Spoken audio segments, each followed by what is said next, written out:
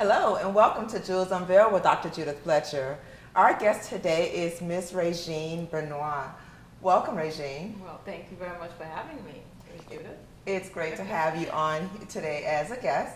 Now, for our viewers that are meeting you for the very first time, can you tell them a little bit about your personal and professional background? Hi, my name is Regine Bonneau. I'm originally from Haiti, right? By way, I grew up in New York City. I went through all my school in New York City. I started working with an attorney in New York after high school, straight out of high school, because they needed a translator.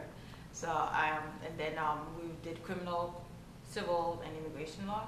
So really that's when my insight into law and getting into certain things started, being peaked. And then after that, I moved to Florida. Moved to Florida 2012 and 2002, as a matter of fact, and never looked back since then. So then from Florida, I came in on a business venture, and then continued my education there.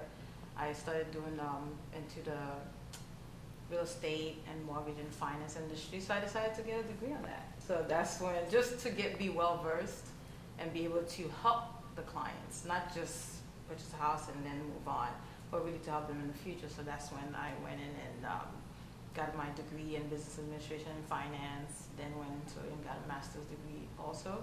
And to that, just to be more, more well-versed, and if by any chance I ended up being in a company, how can I also help that in that facet? So that's really a little bit background into me, and also and being involved in the risk management section for the past 7 years. And it's been really on the back end of everything that happened in the real estate industry. So then that also, one of those things that a little bit investigative work that I like to do. Which is definitely great. And just to hear about the path that you traveled to get to where you are today, and for you to enter an industry that is typically male dominated, where did this desire, this inspiration come from? Really, first is when dealing with risk and management, and also the government seeing all those incidences happening, those cyber crimes happening in really in the internet, and also companies being breached or hacked or being held at ransom, that you've heard a little bit about now. It started piquing my interest, and then when you see that those lines have changed, that's how I really started looking more into the other technological aspects of what I do as a risk management person, and how to marry the two, right? And then from then on, moved on into, for the male dominant part, that is the fun part of it. I think it's fun because when a woman shows up and is mostly male, they're like, okay, did you get lost? Exactly. The meeting is the other meeting. Exactly. Yeah, just a normal day. I said, no, I'm here for this event or this meeting, and I'm the only one sitting here. And they're like, oh, how did you get into that? But seeing that gap also, that also inspired me to get involved.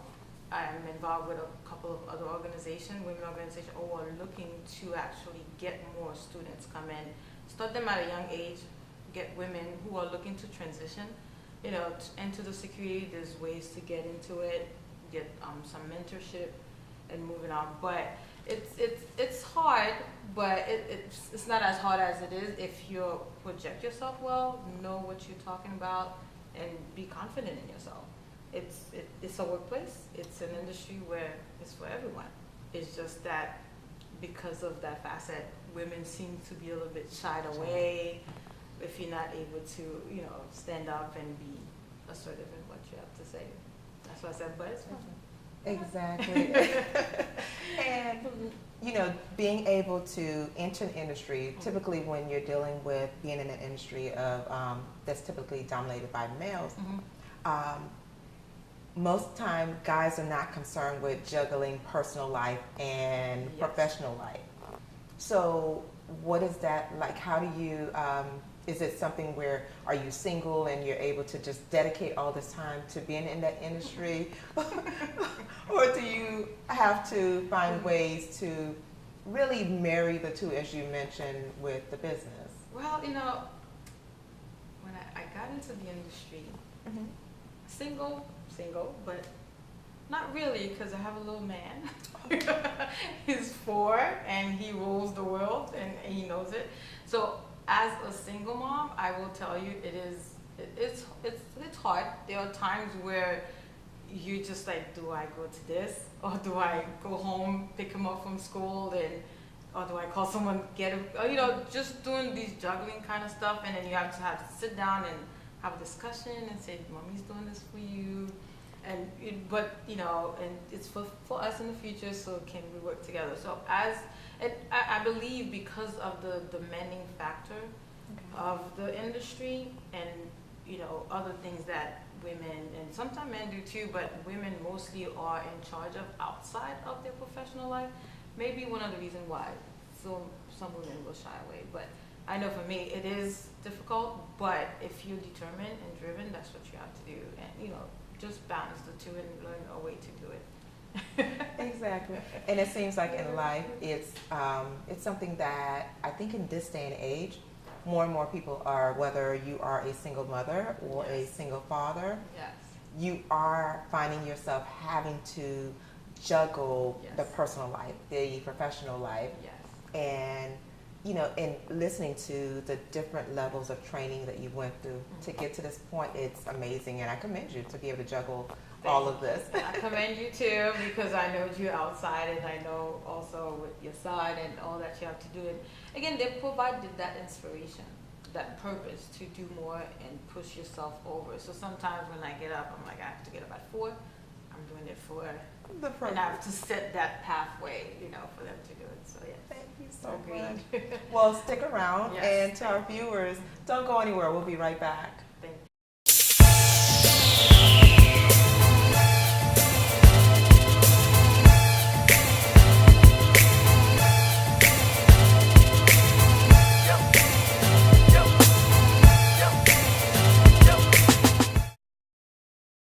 Hello and welcome back to Jewels Unveiled with Dr. Judith Fletcher. Our guest today is Miss Regine Bonneau. Welcome back, Regine. Thank you, Dr. Judith.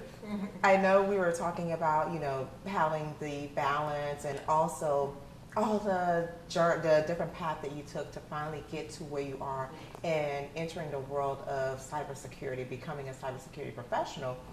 For many people, they're hearing this and they're like, wow, this is so intriguing. And at the same time, they're scratching their head and they're wondering, what is cybersecurity? Yes. So, how would you describe cybersecurity to a person who is completely unaware of what that is? Someone completely unaware, cybersecurity is really dealing with how to protect yourself when it comes to your personal devices like a cell phone, iPad, or mobile tablets, and laptops or desktop, or even your home as a whole now, because every home now is starting to have those smart appliances. Exactly. So which is very, and they're not built to the point where with some security features that can allow anyone to get into your system, even your alarm system. Now you can open your door with your phone, someone can get into it and have that done. But cybersecurity in a whole is really seeing how to protect yourself. It's an offensive, approach. Okay. It also can be a defensive if you get to it prior to something happening and not after. So it's really dealing with technology and mostly the computer appliances and the internet as a whole. I love the internet. Just a wonderful, wonderful world of the web. I love it. So you mentioned something which is definitely key, because I think everyone is trying to find the quickest way to work with using mobile devices to make life easier. But you talked about, even with your alarm system, that you're also vulnerable there. What are some other risk factors that people face from being hacked by hackers or cybersecurity breachers? Well, if we stay on an individual aspect, let's say you have your home, you have an alarm system. Now, the new alarm system now allow you to access your home, see what's happening. You have videos. You can, unlock your door or lock your door, and then you have those new refrigerators coming into play now, where you can take a look at what's happening in your refrigerator, if you're at the supermarket, and you're able to do it. There you go, and the refrigerator can contact with you, and it's all appliances that are changing. Even your smart TV. Funny, no one thinks about this smart TV, right? We love smart TV, but we have to every year or every so often update our software. And not doing that, those are security features sometimes the company will see, and with downloading and upload and correcting that can help also prevent some of those issues that we can have. So I've heard there's some incidences with the baby monitor, and that's when now it's really becoming more into your home, where someone was able to hack into a baby monitor and was able to control and tell the baby certain things to do and things like that. So those are the ways that when you see as an individual, things are coming into facets. So if you are one of those individuals that has the high-tech home, there are certain things that you consult a professional that can come in and assess and see what's happening and how to better protect, and especially with passwords that you would have for each appliances or each of these facets. Okay. So come in and do an overall health risk, if your risk assessment of your home, and see how to really implement procedures or things that software, sometimes in the software, or implement strategies that can actually help you and protect your home from being hacked. But it's very easy. If I'm behind a computer, I know you're very open. I can easily come in, and that's what they do. They just surf the internet, ways to see who's vulnerable, and then I'm able to come in. So they're looking for vulnerability, and sometimes it's not even that, because the enterprise, which is the bigger, larger companies, are actually being hacked also. But that is at a higher, how would I say this, more high tech per se. Okay. Because now it's really impersonating an employee. And I don't know if you heard about the issue that happened in Bangladesh, the bank in Bangladesh that actually was $81 million just walked out of the bank. Like, how did that happen? There are certain softwares, they call them malware, that if a hacker they have enough time to actually sit around and pay attention and follow through, because they're determined and they have an end result that they need to get to, so they have the time to do it and being paid for it, right? This is the black market as we deal with. They were able to, and the employer did not know per se, or as it's still seeing what's happening, just opening an email that looks official. And how do you differentiate between an email coming from your CEO, CFO, if you're not properly trained and seen it? Because now they have enough time. Technology has allowed it to be more, how would I say this, more direct, and things that you would see is coming from Dr. Judith. Sure, I'll open it, and then next thing you know, it's not, because I wasn't paying attention. I'm just paying attention to where it's coming from, and I like to do a good work.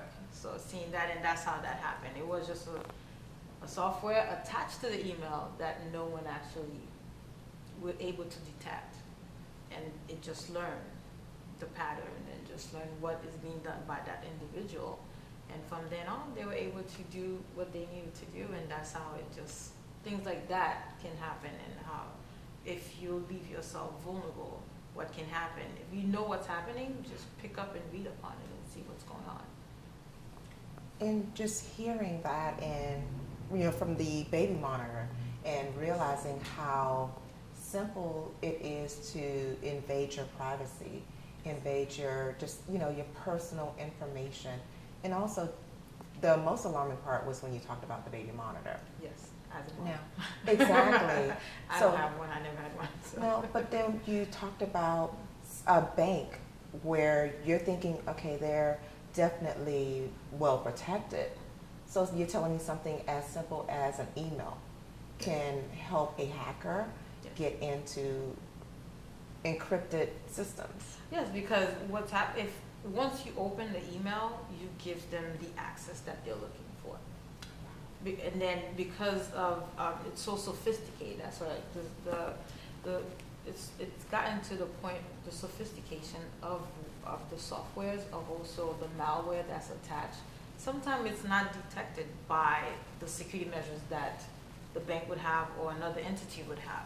And maybe if they didn't have it, thinking that, oh, no one is going to come because they know I'm so and so kind of stuff. And because of their size also, right, it takes a long time for even their top IT person or security person to actually see something in the system until someone starts reporting, hey, what's going on? In this instance, it was going on for a long time, but once the large amount just walked away, that's when the alarm sounded, right? But this malware was in the system for a while, just testing it to see, oh, okay, $1. Just remember, if, I don't know, an example, if you're at a gas station, right, they charge $1 to see if your credit card goes through, and then later on, it's just kind of system, and also, you know, just check and see, oh, okay, no one's paying attention, and then it changes itself too, right? We're looking at artificial intelligence or self-learning type of program. It's learning and it's changing, so it will not be detected by your security measures that you already have. So when you look in, there's different facts. So you know, it's a different things that needs to take place. And as human beings, human are best assets and also are worst assets. So educating and bringing the awareness to our employees and ourselves individually is where it starts. And you know, of course, things can happen, but look, the same thing when you say, if you see something, say something. If you see something, it's not something telling you not to do it, call your professional, call the person in charge of your IT department or security department. Say, hey, I saw this, I'm not looking, even if it's false alarm, better to have false alarms than not at all. So, and that's where sometimes, it's the same person, but that one time, and people, they're overwhelmed too, right? Because they're getting like thousands of those kind of emails, and they're doing the IT exactly. So department is doing as much as they can, but guess what? One can go through, right? Exactly, but when it's at that a time, pattern, being able to yes, take the necessary steps to protect yourself. there you go. At that time, there's mitigations, there's things that, how do we capture it before it actually exposed? Yeah, Wow. We'll be all day. Thank you so much, Regine. But stick around. I still have more questions. Thank and you. to our viewers, don't go anywhere. We'll be right back. Yes.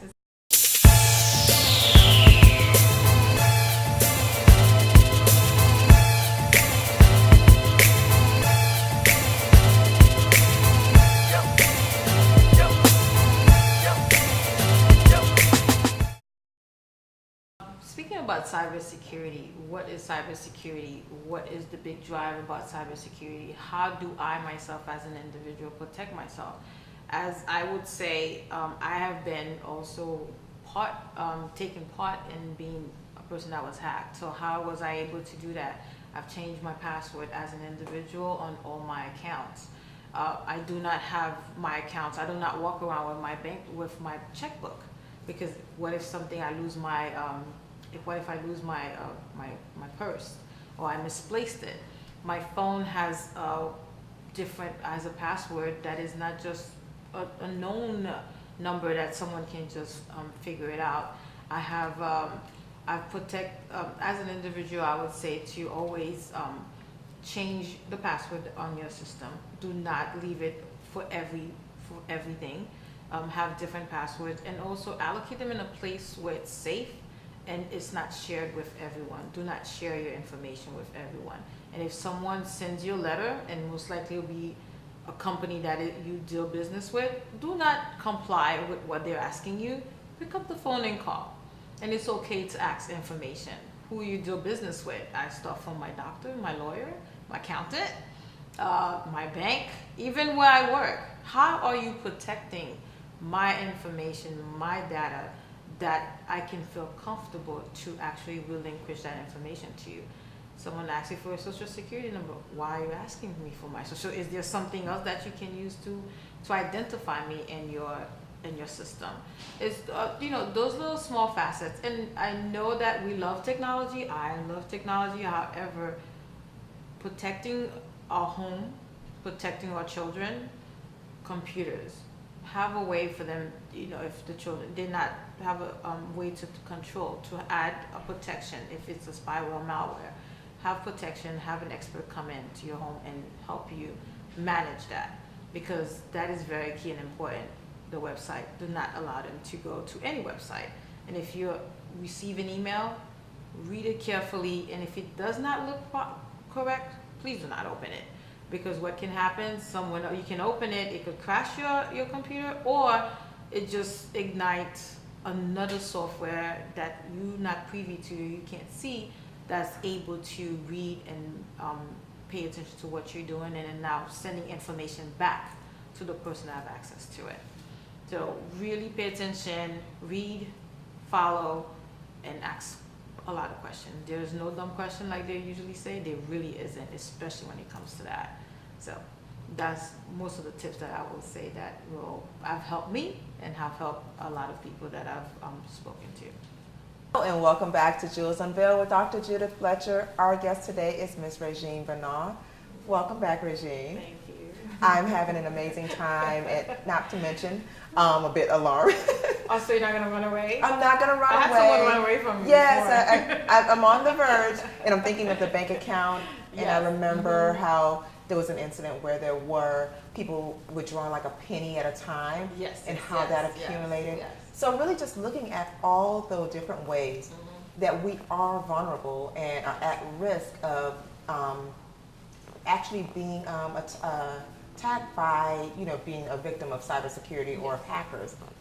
What are some steps that we can take to either protect our personal information that's online? Because, I'm one of the people that use Dropbox and use different cloud devices. What steps can I take, or other individuals take, and even those that are like small business owners take to protect themselves from, being a victim of a hacker or a cybersecurity breach? As an individual, we always start with the individual because everything starts with us. I would always say, and I will tell you, it happened to me, so really that's one of the reasons to get into this system. I became the investigator, right? Because my bank was like, well, this is what you do. When we talk about the pattern, change your pattern a little bit. I shop at the same supermarket. I fill up my tank at the same place because it's so convenient, it's on the way, and things like that, but also it helps and also hinders you a little bit, right?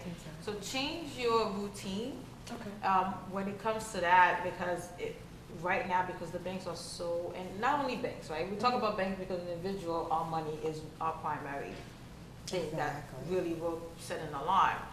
The bank will tell you, this is what you do. So now you have to actually prove to them this was not you. So in order to do that, be mindful of where you access your information.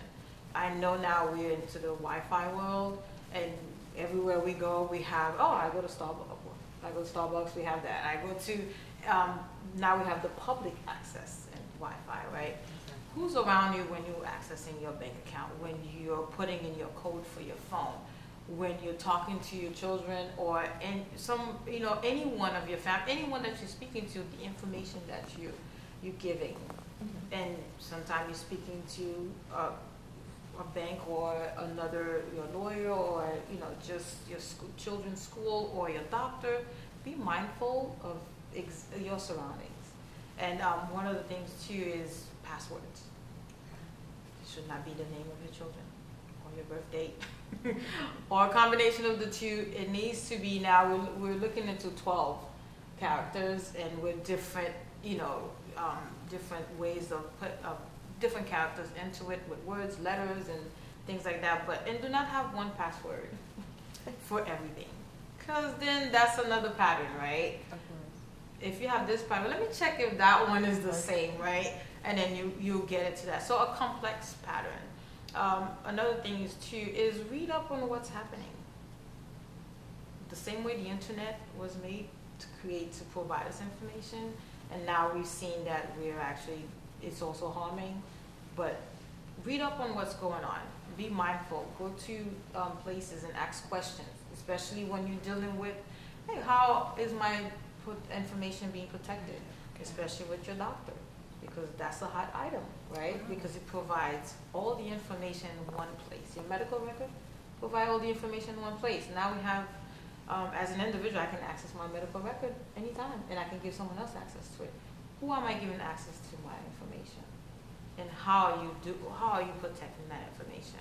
So those are questions. I say ask questions to everyone you do business with that is holding on to those type of information that later on you will know 5 years down the road there's another Dr. Judith who's, I was on the other side of the world like, what just happened? How do you know? You're just buying a new house. Hey, you have a house in another place. No, I don't. So pay attention to your credit report, right? Check your bank account and balances. Do your check and balances. And as a professional, or also as a small business, up to the larger businesses, but mostly small businesses, is to comply with the rules and regulations that are coming in. Hire a professional. There's professionals out there that's willing to help and come in and give you an assessment and do what you need to see what's happening. Your IT person and your security are two different persons. So, and they add value to each other, they work together. So I would say just to pay attention, comply with your regulations, let risk assessment drive your priorities in your business, and so that can bring, to bring some closures, and educate your employees and educate, everyone that has access to your information. And that's key. Which is amazing, and you have really enlightened me and informed me, and I'm going home and I'm changing so much information. But, one of the things I would like for you to do is let our viewers know how can they get more information. Well, you can go on my website. It's www.rbadvisoryllc.com, and in there you'll be able to provide information that will pique your interest, and then also check it against other things, and you'll be able to be amazed by what you read and what you see. Right. Thank you so much, Regine. It was amazing having you as a guest. Thank you. I'm so happy. Thank you for having me, actually. No problem. To speak about such an important issue that is becoming a larger scale. Great. Thanks. And to our viewers, thanks again for tuning in.